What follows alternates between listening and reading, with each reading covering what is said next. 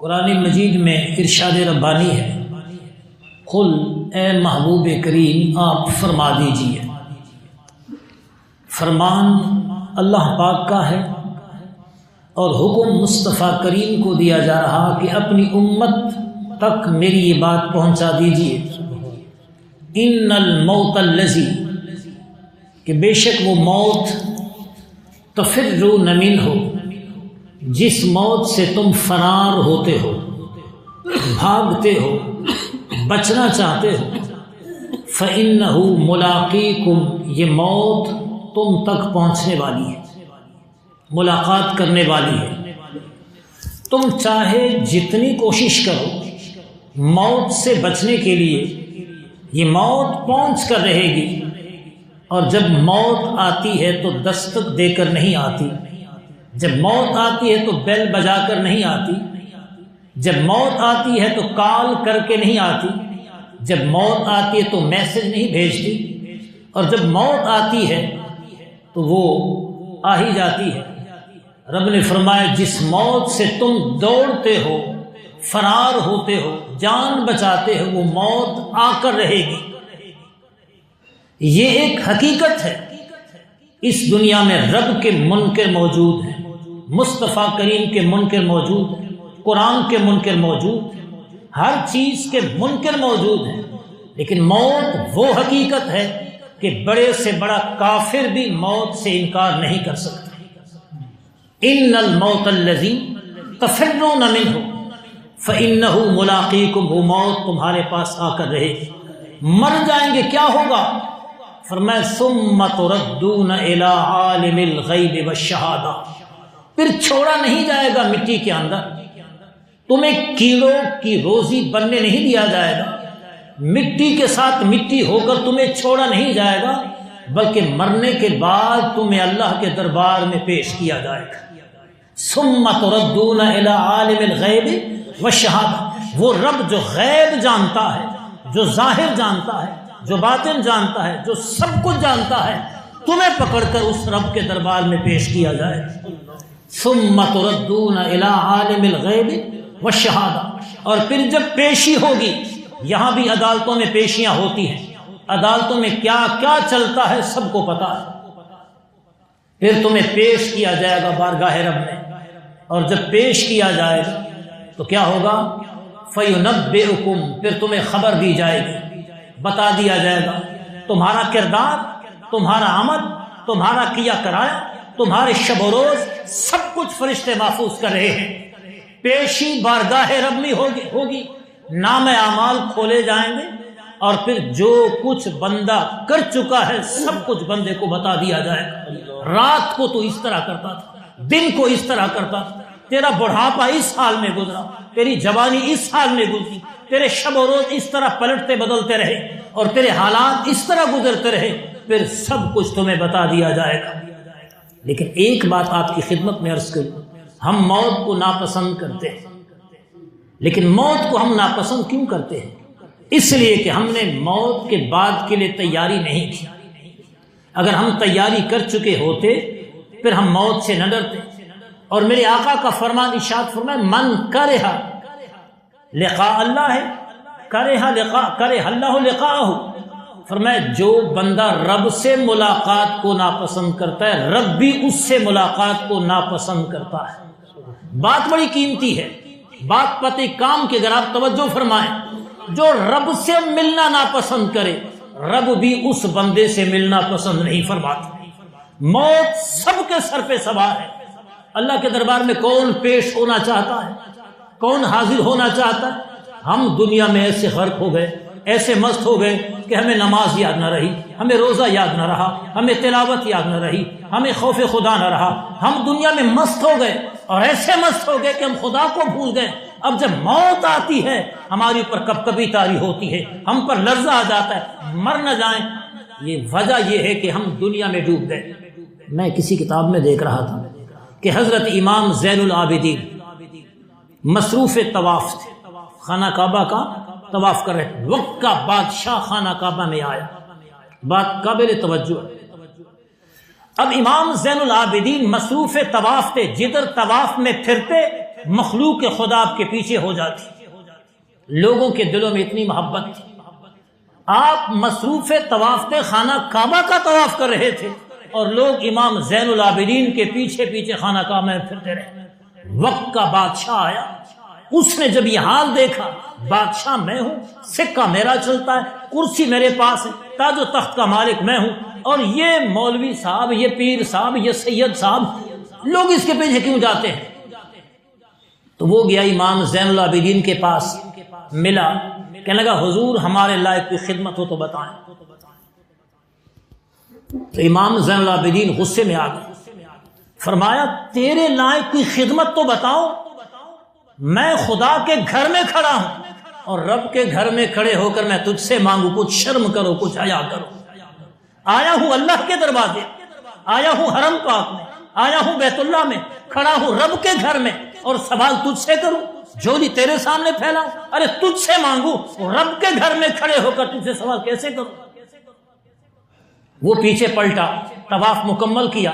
اب جب امام طواف سے فارغ ہوئے باہر نکلے تو بادشاہ وقت دروازے پہ کھڑا تھا. اب بادشاہ وقت نے حاضر ہو کے کہا حضور اب تو آپ مسجد سے باہر نکلے، کوئی خدمت ہو تو بتائیں. آپ نے فرمایا یہ بتائیے کہ میں تم سے دین مانگوں یا دنیا مانگوں؟ بتاؤ کیا مانگوں، دین مانگوں یا دنیا؟ تیرے خزانے زیادہ، تیرے پاس سونا چاندی زیادہ، تیرے پاس ڈالر ریال زیادہ، تو گھمنڈ میں، غرور میں، تکبر میں کہ میں بادشاہ ہوں، بتا تجھ سے کیا مانگوں؟ کہنے لگا، فرمانے لگے میں دین مانگوں یا دنیا؟ بادشاہ وقت نے جواب میں کہا جہاں تک دین کا تعلق ہے، دین تو تمہارے گھرانے سے پھیلا ہے، ہم کون ہیں دین دینے والے؟ آپ دنیا مانگ سکتے ہیں. فرمایا بادشاہ وقت سن یہ بتا تو دنیا کا خالق ہے کہ مالک؟ یہ بتا تو دنیا کا خالق ہے یا مالک؟ کہنے لگا میں نہ دنیا کا خالق ہوں نہ دنیا کا مالک. امام نے فرمایا سن، وہ جس کو رب کہتے ہیں، جسے خدا کہتے ہیں، جسے اللہ کہتے ہیں، جو دنیا کا خالق بھی ہے مالک، میں نے کبھی اس رب سے دنیا نہیں مانگی. تو کون ہے کہ میں تجھ سے دنیا مانگتا پھروں؟ یہ کس نے کہا؟ امام زین العابدین نے. تو کون ہے کہ میں تم سے دنیا مانگتا پھروں؟ یہ کس نے کہا؟ امام زین العابدین. تو میں عرض کر رہا تھا مصطفیٰ کریم نے فرمایا، نبی کریم علیہ الصلوۃ والسلام نے ارشاد فرمایا الموت تحفۃ المؤمن، فرمایا موت مومن کے لیے تحفہ ہے. کہیں گے مولوی صاحب یہ کیسے تحفہ ہے؟ بندہ مر جاتا ہے، بندہ تڑپ جاتا ہے، کفن پہنایا جاتا ہے، غسل دیا جاتا ہے، جنازہ اٹھایا جاتا ہے، منوں کے حساب سے مٹی کے نیچے دبایا جاتا ہے، واپس آ جاتا ہے، بیوی بیوہ بن جاتی، بچے یتیم ہو جاتے ہیں، ماں تڑپتی رہ جاتی ہے، باپ برکتا رہ جاتا ہے، وہ مر جاتا ہے. تو کہتا ہے موت تحفہ ہے مومن کے لیے، یہ کیسے ہو سکتا ہے؟ علماء نے فرمایا موت اس لیے تحفہ ہے، بات قابل توجہ ہے، موت کیوں تحفہ ہے؟ فرمایا جب تک بندہ زندہ ہے، جب تک بندہ زندہ ہے، کبھی نفس کا حملہ ہے، کبھی شیطان کا حملہ، کبھی ایک مصیبت کبھی دوسری مصیبت، کبھی ایک پریشانی کبھی دوسری پریشانی. اس دنیا میں بندہ پریشانیوں میں ہوتا ہے. میرے نبی نے فرمایا دنیا سجن المومن، دنیا مومن کے لیے قید خانہ ہے. اس دنیا میں مومن قید میں رہتا ہے، اور جب بندہ مرتا ہے قید سے چھوٹ پاتا ہے، اور جب بندہ قید سے چھوٹ جاتا ہے پھر اللہ کے دربار میں پہنچ کے گویا موت تحفے کی شکل میں اس کو مل جاتی. اور میں بات ختم کرنے لگا ہوں. میرے آقا نے فرمایا جو بندہ روزانہ 20 مرتبہ موت کو یاد کرے، کتنی مرتبہ؟ جب مرے گا اسے شہادت کی موت کا ثواب ملے گا. ہاں جب مرے گا تو اسے کیا؟ شہادت کی موت کا 20 مرتبہ. حضرت عائشہ صدیقہ کی خدمت میں ایک عورت آئی، کہنے لگی کہ میرا دل سخت ہو گیا. آج ہمارے دل بھی پتھر بنتے جا رہے ہیں، ہم قساوت قلبی کا شکار ہیں، دل ہمارے سخت ہوتے جا رہے ہیں، رحم نہیں، ترس نہیں، انسان سے دور ہوتا جا رہا. مائی عائشہ صدیقہ کی خدمت میں عرض ہوا حضور یہ بتائیے میرا دل سخت ہے، اس کا کوئی علاج؟ آپ نے فرمایا کثرت سے موت کو یاد کرو، موت کو یاد کرو گی تو دل نرم ہو جائے گا. چند دن کے بعد آ گئی، شکریہ ادا کیا اور عرض کیا کہ آپ کے نسخے پہ میں نے عمل کیا، اب پہلے کی بنسبت میرا دل کافی نرم ہو چکا ہے. اور میرے بھائی یاد رکھ، جیسے لوہے کو زنگ چڑھتا ہے، پھر لوہا اگر زنگ صاف نہ کیا جائے پھر لوہا ختم ہو جاتا ہے، اس کی سختی، اس کی قوت، اس کی مضبوطی، اس کی پائیداری وہ ختم ہو جاتی ہے۔ میرے نبی نے فرمایا ایسے دلوں کو بھی زنگ چڑھ جاتا ہے، اور جس زنگ کو میل کو صاف نہ کیا جائے تو پورا دل تباہ و برباد ہو جاتا ہے۔ میرے آقا علیہ السلام نے فرمایا دل کے زنگ کو اتارنے کے لیے دو چیزیں ہیں، ایک موت کو یاد کیا کرو، ایک قرآن مجید کی تلاوت کیا کرو۔ جب موت کو یاد کرو گے، قرآن مجید کی تلاوت کرو گے تو پھر لطف ہی کچھ اور ہوگا، مزہ ہی کچھ اور ہے۔ حضور کے صحابی حضرت عمر بن عاص، حضرت عمر بن عاص کا نام تو سنا، جنہوں نے مصر فتح کیا، فاتح مصر، صحابی رسول فاتح مصر، وہ فاتح مصر کہ جب مصر کو فتح کیا تو مصر کے لوگ قریب آئے، کہنے لگے ہمارے ہاں دریائے نیل ہے مصر میں، ہر سال یہ دریا خشک ہو جاتا ہے، پھر اس کو چالو کرنے کا طریقہ ہمارے ہاں مروج یہ ہے کہ نوجوان لڑکی کو پکڑ کے لایا جاتا ہے، اسے دلہن بنایا جاتا ہے، زیور پہنایا جاتا ہے، رنگ برنگے کپڑے پہنائے جاتے ہیں، پھر اس نوجوان لڑکی کو بیچ دریا کے ذبح کیا جاتا ہے، تب دریا کا پانی چلتا ہے۔ یہ مصر میں اسلام آنے سے پہلے جاہلیت کے دور میں رواج تھا۔ مسلمانوں کی حکومت آ گئی، اور ایسی حکومت کہ تبدیلی آ گئی، اور تبدیلی اسی کو کہتے ہیں۔ کیسے تبدیلی؟ لوگ دوڑے دوڑے آئے، ہمارا رسم یہ تھا، رواج یہ تھا، اب آپ کی حکومت آ گئی، پانی رکا ہوا، زمین خشک، نہریں خشک، پانی نہیں مل رہا، ہم اس طرح کرتے ہیں، آپ بتائیں ہم کیا کریں؟ آپ نے فرمایا صبر کرو۔ جناب عمر فاروق کو خط لکھا، حضور یہ معاملہ ہے۔ عمر فاروق نے جواباً دریائے نیل کو خط لکھا۔ لوگ انسانوں کو خط لکھتے ہیں، دوستوں کو لکھتے ہیں، والدین کو لکھتے ہیں، رشتہ داروں کو، تعلق داروں کو لکھتے ہیں۔ تاریخ میں پہلی مرتبہ ہوا کہ عمر نے دریائے نیل کے نام خط لکھا۔ کس کے نام خط لکھا؟ علامہ اقبال نے کہا تھا نا، کافر کی یہ پہچان کے آفاق میں گم ہے، مومن کی یہ پہچان کے گم اس میں ہے آفاق۔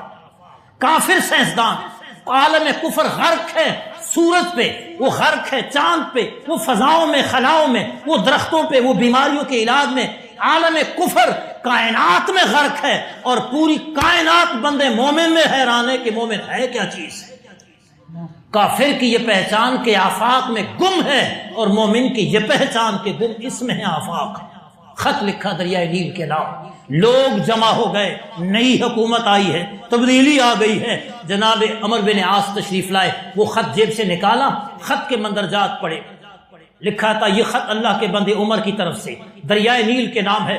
اے دریائے نیل، اگر تو اللہ کے حکم سے چلتا ہے تو چل، اور اگر تو نہیں چلتا خشک ہو جا، ہمیں تیرے پانی کی حاجت ہی نہیں ہے۔ خط دریائے نیل میں ڈالا، مصر کے لوگ حیران رہ گئے کہ وہ دریائے نیل کا پانی کبھی لڑکی ذبح کیے جانے کے بغیر چلا نہیں تھا، ایسا چلا کہ پھر پانی خشک بھی نہ ہوا۔ وہ حضرت عمر بن عاص آخری وقت ہچکیاں بند گئیں، رو رہے، پاس لوگ بیٹھے، فرمایا زنجیریں لاؤ، زنجیریں لائی گئی۔ عمر بن عاص نے اپنے ہاتھ باندھ لیے، اپنے پیر باندھ لیے، صحابی رسول ہیں، فاتح مصر ہیں، اللہ کے دین کے خادم ہیں، اللہ کے دین کے لیے بڑا کام کیا، اور صحابی کی شان کون سمجھتا ہے؟ رب نے فرمایا رضی اللہ عنہم ورضوا عنہ، اللہ ان سے راضی ہے، وہ اللہ سے راضی ہے۔ وہ جن صحابہ کی رضامندی پہ رب خود ٹھپا لگا رہا ہے، مہر لگا رہا ہے، صحابہ مجھ سے راضی، میں صحابہ سے راضی۔ آج کوئی پاپڑ بیلے، آج کوئی گن گائے، آج کوئی تان و تشنی کرے، آج کوئی چون چرا کرے، اور صحابہ کے بارے زبانیں تان دراز کرے، ہم اس کی بات کیسے سن سکتے ہیں کہ رب خود صحابہ سے راضی ہے، صحابہ رب سے راضی ہے۔ وہ عمر بن عاص کا آخری وقت ہے، ہاتھوں پیروں سے زنجیر پھیر دیے، اسی حال میں روتے رہے، یا اللہ جانا ہے، لیکن جب پیشی ہوتی ہے تو مجرم مجرم بن کر جاتا ہے، عدالت میں ہتکڑیاں لگ کے بندہ پیش کیا جاتا ہے، تو یا اللہ میں مجرم ہوں، میں خطا کار ہوں۔ یہ ان کی کسر نفسی تھی، عاجزی تھی، بارگاہ رب میں خوف کی علامت تھی۔ زنجیریں ہاتھ پیروں میں ڈال دی، ہتکڑیاں بیڑیاں، اسی حال میں دنیا سے گئے۔ جب وصال ہو گیا، یہ بات حضرت امام حسن تک پہنچی، حضرت امام حسن تک، بے حضرت عمر بن عاص نے ایسا کیا، آپ نے جواب میں فرمایا ممکن ہے کہ اسی وجہ سے اللہ پاک ان پہ رحم فرمائے۔ اس لیے میرے بھائی، مرنا ہر کسی نے ہے، میں نے بھی مرنا ہے، آپ نے بھی مرنا ہے، ہر کسی نے مرنا ہے۔ موت کے لیے تیاری چاہیے۔ جس طرح قبلہ کاری صاحب فرما رہے تھے، جوان تھے، شباب کی عمر تھی، بانک پن کا زمانہ تھا، اس عمر میں بندہ خوشیاں مناتا ہے۔ موت آئی اور موت نے کیا کیا؟ کیا اس لیے تقدیر میں چھنوائے تھے تنکے، بن جائے نشے من تو کوئی آگ لگا دے، وہ ہو گیا جو ہونے والا تھا۔ لیکن ہمیں میسج مل رہا ہے، پیغام مل رہا ہے کہ اے لوگو، موت یہ نہیں دیکھتی کون بوڑھا ہے کون جوان ہے، موت یہ نہیں دیکھتی کون بدصورت ہے کون خوبصورت ہے، موت یہ نہیں دیکھتی کون غریب ہے کون امیر ہے۔ اذا جاء اجلہم، جب وقت موت کا آ جاتا ہے، لا یستأخرون ساعۃ ولا یستقدمون، نہ پل بھر وقت آگے کیا جاتا ہے، نہ گھڑی بھر پیچھے کیا جاتا ہے۔ جو ٹائم فکس ہوتا ہے اسی ٹائم روح نکل جاتی ہے، اور پھر جب روح نکل جاتی ہے تو پھر بندہ کرنے کو کچھ بھی نہیں کرتا۔ امام رازی رحمت اللہ علیہ تفسیر کبیر کے اندر تحریر فرماتے ہیں کہ حضور تشریف فرماتے پاس ایک صحابی بیٹھے تھے۔ اب حضور کی خدمت میں ایک بندہ آیا، ملاقات کر کے واپس چلا گیا۔ اب وہ صحابی پوچھنے لگے، حضور یہ کون آیا تھا؟ میرے آقا نے فرمایا یہ ملک الموت، موت کا فرشتہ حضرت اسرائیل تشریف لائے تھے۔ کس لیے آئے تھے؟ اس لیے آئے تھے کہ وہ آپ کی روح قبض کرنا چاہتے۔ آپ کا ٹائم مکمل ہے، موت تیرے سر پہ ہے، اب تیری موت کی تیاری میں حضرت ملک الموت میرے پاس آئے تھے۔ وہ بندہ ڈر گیا، گھبرا گیا، کسی کو اطلاع دیجئے کہ بس تیرا ٹائم پورا ہے۔ عرض کیا حضور وقت تو میرا پورا ہے، میں نے دنیا سے جانا ہے، سر تسلیم خم ہے، لیکن یہ بتائیے اس تھوڑے سے ٹائم میں کون سا اچھا عمل کروں جو میرے لیے فائدہ مند ہو۔ ہر بندہ چاہتا ہے نا کم خرچ والا نہیں، تھوڑے ٹائم میں کچھ کام کرنا۔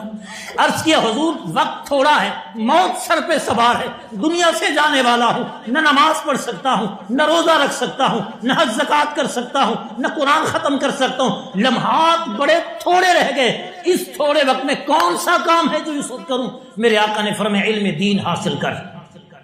کیا کر؟ علم دین حاصل کر۔ وہ علم دین کے حصول میں لگ گیا، اوپر موت آ گئی، طالب علم کی حالت میں دنیا سے رخصت ہو گئے۔ میں نے یہ بات کیوں چھیڑی؟ ہمارا اصل جو آج کل ابتلا کا جو زمانہ ہے وہ دین سے دوری کی وجہ سے ہے، اور دین بندہ سمجھتا ہے تو دین کے قریب آتا ہے۔ میرے آقا نے فرمایا ارشاد فرمایا من یرد اللہ بہ خیرا یفقہہ فی الدین، اللہ پاک جس بندے کے ساتھ خیر کا ارادہ فرمائے اسے دین کی سمجھ دیتا ہے۔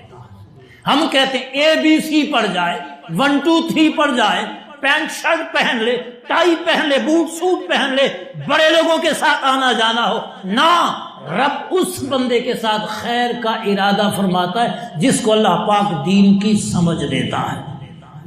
آج ہمارا حال کیا ہوا دین سے دوری کا، کہ جنازے میں آتے ہیں، اپنا بھائی ہے، اپنا دوست ہے، اپنا عزیز ہے، ہمیں اتنی تک تمیز نہیں ہے کہ ہم بوٹ اور جوتا اتار کے نماز پڑھ سکیں۔ وہ بوٹ، وہ جوتا جو پہن کے گلی میں چلتے ہیں، جو پہن کے واش روم میں جاتے ہیں، جو پہن کے گندگی میں قدم رکھتے ہیں، اب خدا کو یاد کرنا ہے، اللہ اکبر، سبحانک اللہم پڑھنا ہے، درود پاک، رب کا ذکر کرنا ہے، اور ہمیں اس قدر تمیز نہیں کم از کم جوتا اتار کے نماز پڑھ لیں۔ اور پھر قاری صاحب، مولوی صاحب، حافظ صاحب ہر جنازے پہ ہمیں سمجھاتے ہیں جی جنازہ پڑھنے کا طریقہ یہ ہے، اور تو ہم سب کچھ سیکھ گئے، ڈاکٹر بھی بن گئے، ماسٹر بھی بن گئے، انجینئر بھی بن گئے، کوٹھیاں بن گئی، جائیدادیں آ گئی، نواب بھی بن گئے، سردار بھی بن گئے، سب کچھ بن گئے، لیکن اگر نہ بن سکے تو ابھی تک ہم صحیح مسلمان نہ بن سکے، کہ ہمیں ابھی تک جنازے کا طریقہ بھی نہیں آتا۔ کتنے افسوس کی بات ہے کہ میرا باپ مرا پڑا ہو اور میں اس کا جنازہ پڑھ رہا ہوں اور مجھے جنازے کا پتہ ہی نہ ہو۔ اس لیے میرے بھائی آپ کو دعوت دی جاتی ہے، آپ کو میسج دیا جاتا ہے، جیسے آج بھائی محمد اکمل صاحب دنیا سے رخصت ہو گئے، کل کیا خبر میں رخصت ہو جاؤں، کل کیا خبر آپ رخصت ہو جائیں۔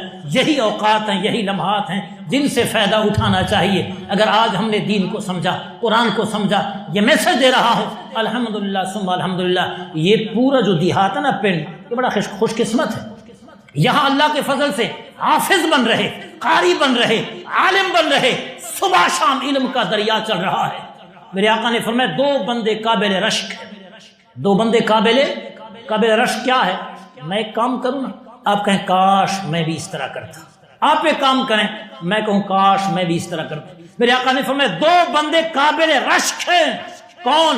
جس کو رب نے مال دیا راہ خدا میں لٹاتا پھرے، پیسہ دیا دھن دولت سے نوازا، پیسہ دیا، اس کا پیسہ مسجد پہ لگ رہا، مدرسے پہ لگ رہا، اللہ کے نام پہ لگ رہا، دین پہ لگ رہا۔ فرمایا جس کو رب نے دولت دی راہ خدا میں خرچ کر رہا ہے، یہ بندہ قابل رشک ہے۔